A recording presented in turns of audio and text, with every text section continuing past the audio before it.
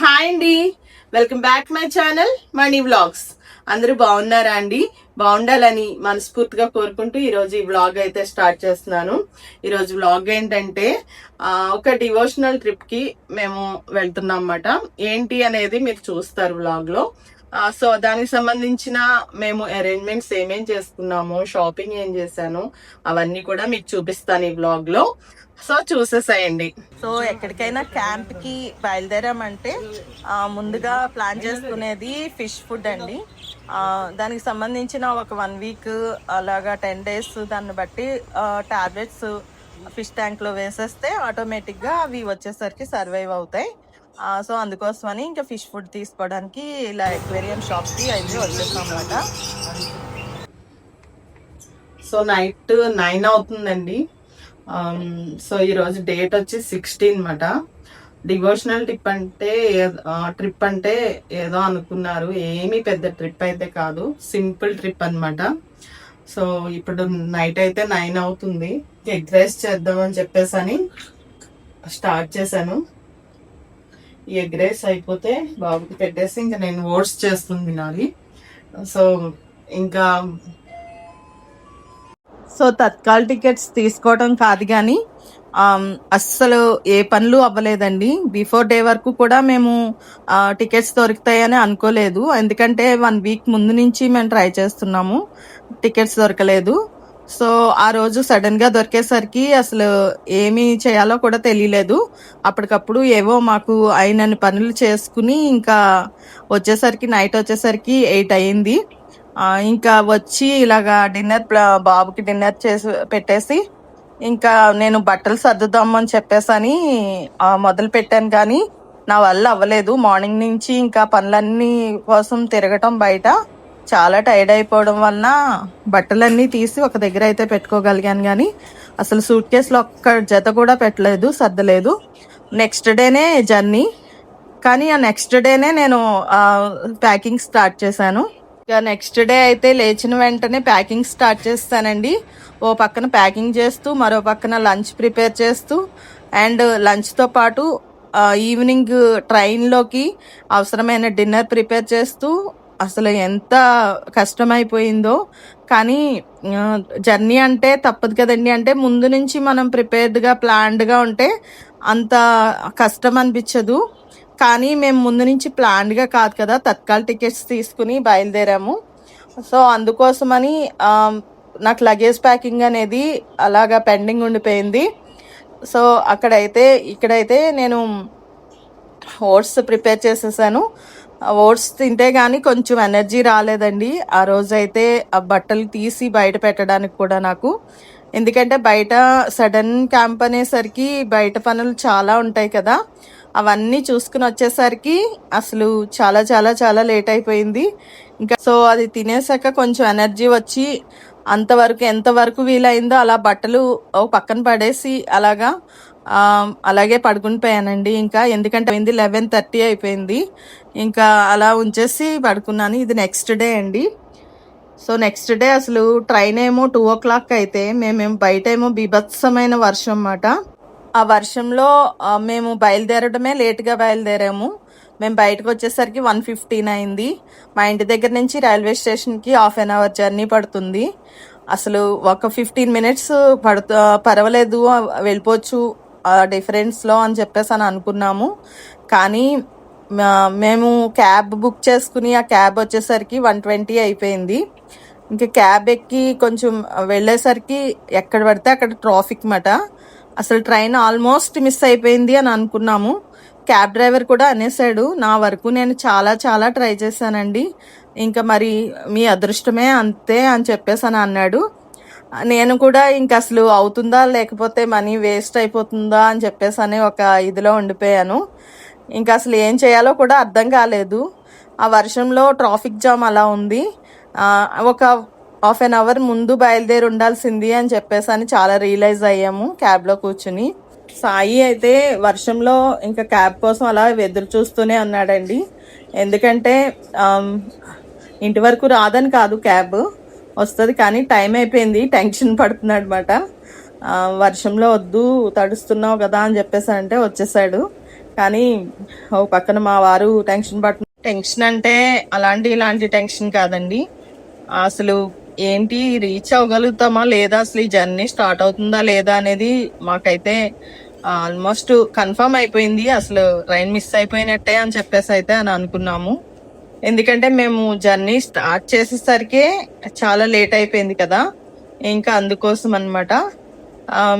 So ఒక పక్కన వర్షం, ఒకటి చాలా వర్షం ఉంది.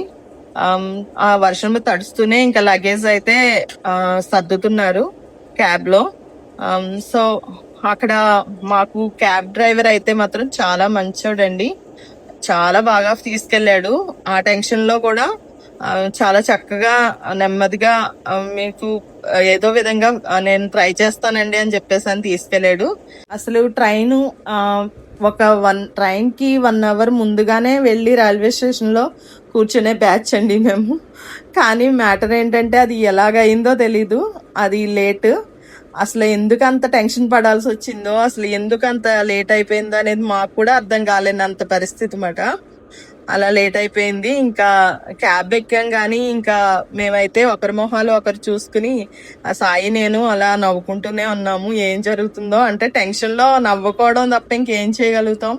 ఇది మా ఏరియానేనండి. మా ఏరియాలో ఉన్న అక్కడ సిగ్నల్ మాట. ఆ సిగ్నల్ పాయింట్ దగ్గర ట్రాఫిక్ మళ్ళీ సిగ్నల్ పడిపోయింది అక్కడ. సో చూడండి అప్పుడు ఎంత అయిందో, 1:35 అవుతుంది. మేమేమో 2 o'clock ట్రైన్ మాట, కరెక్ట్ ఎగ్జాక్ట్ టైం మాట. సో అసలు నాకైతే ఇంకా ఆశ అనేది మొత్తం వదిలేశాను కంప్లీట్ గా. మా సాయి నేను అయితే మొహం నవ్వుకుంటున్నాము, మా వారేమో అగ్రెసివ్ మూడ్ లో ఉన్నారు. మొత్తం కింద బస్సు వెళ్ళట్లేదు, అది నైట్ నుంచి ఫుల్ మరి అంత పెద్ద వర్షం పడింది, బాగా పడిపోయింది కదా అంతలా పడుతున్నాను. కానీ లాస్ట్ అరగంట మాత్రం చాలా గట్టిపోయింది. క్యాబ్ డ్రైవర్ అయితే చెప్తున్నాడు మాట వర్షం ఎలా పడింది ఏంటి అనేది. వాళ్ళు క్యాబ్స్ చేస్తూ ఉంటారు కాబట్టి, వాళ్ళు డ్యూటీ చేస్తూ ఉంటారు కాబట్టి వాళ్ళకి ఏ ఏరియాలో ట్రాఫిక్ ఉంది, ఏ ఏరియాలో మొత్తం వర్షం అనేది వాటర్ అనేది స్ట్రక్ అయ్యింది అనేది తెలుస్తుంది కదా. సో అదే విషయం మాకు ఎక్స్ప్లెయిన్ చేశాడు. మేమైతే అది మాకు రావడం కూడా ప్లాట్ఫామ్ నెంబర్ 8 వచ్చింది. సో 8 అంటే చాలా లాంగ్. మామూలుగా అయితే ఫస్ట్ లో అయితే పర్వాలేదు, నెమ్మదిగా వెళ్ళిపోవచ్చు. 8 వచ్చింది. 8 వచ్చేసరికి ఇంకా టెన్షన్ ఎక్కువైంది. బ్యాక్ సైడ్ నుంచి తీసుకెళ్ళమంటే మొత్తం వాటర్ అంతా ఎక్కువైపోయిందండి అని అన్నారు. ఇక్కడ చూడండి, మీరు వాటర్ గమనిస్తారు. అసలు ఎంత వాటర్ ఉందంటే ఏదో మేము ఒక పడవలో వెళ్తున్నట్టు అనిపించింది క్యాబ్ లో కంటే. అది అంత వాటర్ ఉంది. 1 hour పడిన వర్షం వలన అంత వాటర్ స్ట్రక్ అయిపోయి అసలు చాలా కష్టమైంది. దానివల్ల మేమైతే ఆల్మోస్ట్ రైల్వే స్టేషన్కి 2 o'clock రీచ్ అయిపోయినా కూడా కనీసం క్యాబ్ దిగే అంత స్పేస్ అనేది లేదు. ట్రాఫిక్లో అలా ఇరుక్కుపోవాల్సి వచ్చింది. ఉండటం రైల్వే స్టేషన్ ఎదురుగానే ఉన్నాము, కానీ క్యాబ్ దిగి వెళ్దామంటే అటు వెహికల్స్ ఇటు వెహికల్స్ కంప్లీట్గా స్ట్రక్ అయిపోయి ఉన్నామన్నమాట.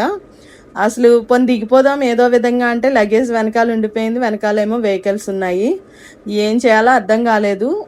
ఇంకా సరేలేండి, నేనైతే ఆల్మోస్ట్ ట్రై చేశాను, మీ అదృష్టం అని చెప్పేసి అని అన్నారు. అసలు యాక్చువల్లీ ఆ టైంలోనే చిన్న మిరాకిల్ అయితే జరిగింది. టైంలో అది నాకు ఒక పాజిటివ్ ఎనర్జీలా అనిపించింది. ఎందుకంటే అది ఎలా అయిందంటే, మేము ఇంకా వెహికల్ దిగలేదు, ఒక ట్రాఫిక్ లో స్ట్రక్ అయిపోయాము కంప్లీట్ గా. చుట్టూరు వెహికలే, మధ్యలో మా వెహికల్ ఉంది. మేమేమో రైల్వే స్టేషన్ ముందునే ఉన్నాము.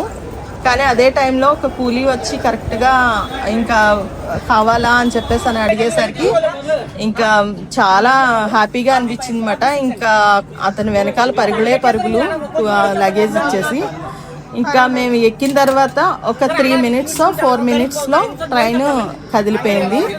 అతను చాలా ట్రై చేశాడు. అతను చెప్తున్నాడు మాట, మీరు ఇక్కడ నుంచి అంటే మమ్మల్ని ఒక బోగీలో ఎక్కించేశాడు. మాది యాక్చువల్లీ B4, అతను ఎక్కించింది B6లో ఎక్కించాడు. సో మేము ఇంకా లగేజ్ అక్కడ దించేస్తాను B4లో, మీరు నడుచుకుని వెళ్ళిపోండి అని అంటున్నాడు అతను. లేదు పర్వాలేదు, మేము లగేజ్ తీసుకుని వెళ్తాం జాగ్రత్తగా, చాలు థ్యాంక్ యూ అని చెప్పాము అతనికి. ఆ టైంలో అతనికి మనీ ఇవ్వడం మ్యాటర్ కాదు, కానీ అంటే ఇన్ టైంలో మమ్మల్ని ట్రైన్ వరకు కూడా తీసుకురావడం అనేది చాలా పెద్ద విషయం మాకు. చాలా చాలా హ్యాపీగా అనిపించింది. చాలా పాజిటివ్ ఎనర్జీ అని చెప్పేసి అన్నాను కదా. సో నాకు అలా అయితే ఆ ఫీల్ అనేది వచ్చింది. ఒక పాజిటివ్ ఎనర్జీ ఏదో మమ్మల్ని నడిపించింది అని అనిపించింది. సో మొత్తం మీద B6 నుంచి మా మా మా B4 వరకు కూడా నెమ్మదిగా నడుచుకుంటూ ట్రైన్లో వచ్చేసాము. లోపలికి వచ్చేసి మా లగేజ్ అంతా కూడా శుభ్రంగా సెట్ చేసేసుకుని ఇంకా కూర్చున్నాం. బయట అయితే వర్షం అలా పడుతూనే ఉంది. దానివల్ల మంచి వ్యూస్ కనిపిస్తున్నాయి. చాలా నెక్స్ట్ అతను మంచిగా తీసుకొచ్చాడు. నెక్స్ట్ కరెక్ట్ గా భలే వెహికల్ దగ్గరకు వచ్చాడు. ఎవరో పంపించినట్టు. ముందు వెహికల్ కూడా అలాగే వచ్చారు అతను చూసి వర్షం వస్తుంది కాబట్టి అలా వస్తున్నారు. అలా వచ్చారు. ఇద్దరు ముగ్గురు చూసే నేను ఆయన చేయొద్దు చెప్తాగానే ఇంకా మన బండి వెనకాల వచ్చాడు. మమ్మీ చెప్తుంది. మమ్మీ ఎలా చెప్పి ముందు నేను చెప్పి ఒకసారి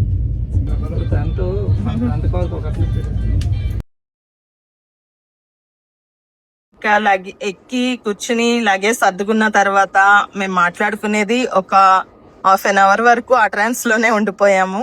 అసలు ట్రైన్ భలే క్యాచ్ చేసాము, చాలా అదృష్టం అని ఇంకా అదే మాట్లాడుకుంటూ ఉన్నాము. సో అయితే మా జర్నీ అయితే స్టార్ట్ అయిందండి తిరుపతికి. తిరుపతి వెళ్తున్నాం అన్నమాట. ఆఫ్టర్ ఆల్మోస్ట్ 15 years మా అబ్బాయి పుట్టెంటుకలు తీయించడానికి వెళ్ళాము. అంతే, తర్వాత మళ్ళీ మేము వెళ్ళలేదు. 15 years తర్వాత మా అబ్బాయి తను మొక్కుకున్నాడు. మేము చెప్పలేదు అలా అక్కడ మొక్కుకో అని చెప్పేసని. సో తను ఏదో పాజిటివ్గా అనిపించి మొక్కుకున్నాడంట, నేను ఇలాగా చేస్తానని. తన హెయిర్ అంటే తనకు చాలా ఇష్టం. అయినా సరే తను మొక్కుకున్నాడంటే దానికి మేము రెస్పెక్ట్ ఇచ్చి ఇంకా తీసుకెళ్తున్నాం అన్నమాట. ఇక్కడైతే గోదావరి బ్రిడ్జ్ మీద ట్రైన్ వెళ్తుంటే ఆ ఫీలింగే వేరుంటుందండి. అసలు హైదరాబాద్ వెళ్తున్నా లేకపోతే ఇలా తిరుపతికి ఎక్కడికి జర్నీ చేసినా కూడా ఈ గోదావరి బ్రిడ్జ్ కానీ లేకపోతే విజయవాడ బ్రిడ్జ్ మీద నుంచి కానీ వెళ్తున్నప్పుడు పొందే ఆనందం వేరేగా ఉంటుంది. సో నేను ఒక్కదాన్నే ఇలాగా ఫీల్ అవుతానా, అందరూ ఇలా ఉంటారో నాకైతే తెలియదు, కానీ నాకైతే చాలా చాలా హ్యాపీనెస్ ఉంటుంది. ఒక అంటే ఊరు మారి వెళ్తున్నామనే ఒక ఫీలింగ్ అనిపిస్తూ ఉంటుంది. అది నాకు చాలా చాలా హ్యాపీగా అనిపిస్తూ ఉంటుంది. సో ఇక్కడ గోదావరి బ్రిడ్జ్ దాటుతున్నాం అన్నమాట. అంటే ఆ గోదావరి బ్రిడ్జ్ దాటేసరికి 5 అయిపోయిందిలేండి, 5 దాటేసింది. అంటే ఎంతైనా మన కోనసీమలో ఉన్నాము అనే ఒక ఫీలింగ్ ఉంటుంది కదండి. ఆ ఫీలింగ్ అయితే మాత్రం చాలా హ్యాపీనెస్ ఇస్తుంది. సో అంటే ఎక్కడికైనా వెళ్తున్నప్పుడు గోదావరి బ్రిడ్జ్ కానీ విజయవాడ బ్రిడ్జ్ కోసం కానీ నేను వెయిట్ చేస్తూ ఉంటాను. అవి ఎప్పుడు వస్తాయా చూద్దామా అని చెప్పేసి ఆలోచించి వెయిట్ చేస్తాను నిద్రపోకుండా. అంత హ్యాపీనెస్ని ఇస్తాయన్నమాట అవి. సో ఇంకా నైట్ 7 దాటిన తర్వాత మేమైతే డిన్నర్ స్టార్ట్ చేస్తామన్నమాట. చపాతీ చేసి పన్నీర్ కర్రీ చేశానండి. పన్నీర్ కర్రీ అయితే చాలా బాగా కుదిరింది. మా అబ్బాయి ఫేవరెట్ కర్రీ అండి పన్నీరు. సో అందుకోసమే తన కోసమని పన్నీర్ కర్రీ చేశాను. డిన్నర్ అయితే కంప్లీట్ చేసి పడుకున్నాము. ఇక ఎర్లీ మార్నింగ్ 4 o'clockకి తిరుపతికి రీచ్ అయిపోయామండి. రీచ్ అయిన తర్వాత రూమ్ కానీ దర్శనం కానీ ఏమీ బుక్ చేసుకోకుండా వచ్చాం కదా. మా పాటలు ఏంటనేది నెక్స్ట్ వ్లాగ్ లో చెప్తాను. సో అంతవరకు నా వ్లాగ్స్ చూస్తూ ఉండండి ప్లీజ్. ఈ వ్లాగ్ మీకు నచ్చినట్లయితే like, share and subscribe money vlogs. Please support money vlogs.